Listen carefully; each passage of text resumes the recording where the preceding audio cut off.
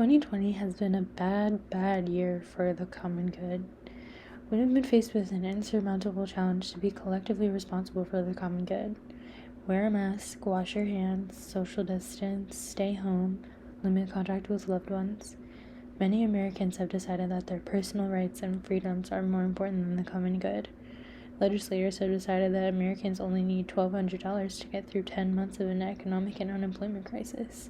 The rich have gotten astronomically richer while many Americans are struggling to keep a roof over their head and food on the table.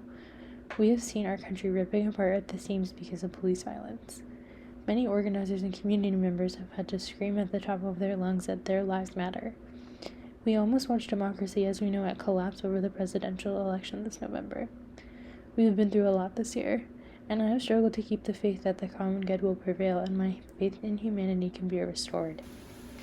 At the end of the day, though, I have found, rediscovered, or focused on some basic things to hold on to beneath all the chaos of this year. For starters, I spent some time in California and was really reminded of how beautiful and grounding nature can be. I never thought myself to be much of an outdoorsy person, but this year I discovered that not many other things compare to going on a long and hard hike and getting to the top of a mountain. When I would get to the summit of my hikes, I would think about how big and beautiful the world is. I would look out for miles and miles and think about all the people with their different stories who are out there, all the history that those mountain ranges and towns and cities were home to. Another time, I went to a national park where I was in the middle of the desert with no cell phone service. I was completely disconnected, and I was scared at first. I couldn't help but think, what if something major happens in the news while I'm off the grid? Or what if someone needs to reach me? Or what if there's an emergency? But later on, I forgot that I was even disconnected at all. Once I got my mind off of all that I could be missing out on or not have access to, I was marveling at the large boulders stacked on top of each other that looked like they fell from the sky, and the Joshua trees, and how from a certain angle, they looked like humans with their arms stretched out. I have found that no matter what's going on in the world around me, I can have some semblance of the common good in my personal life.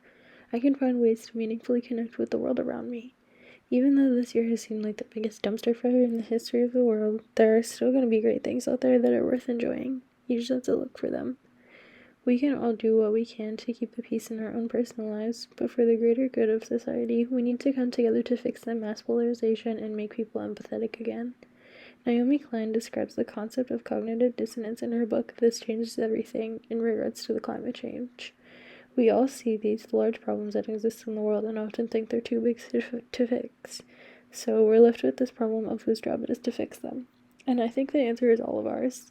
If everyone did their part for the common good, we would live in a much better place. And there is no time like the present to do our part.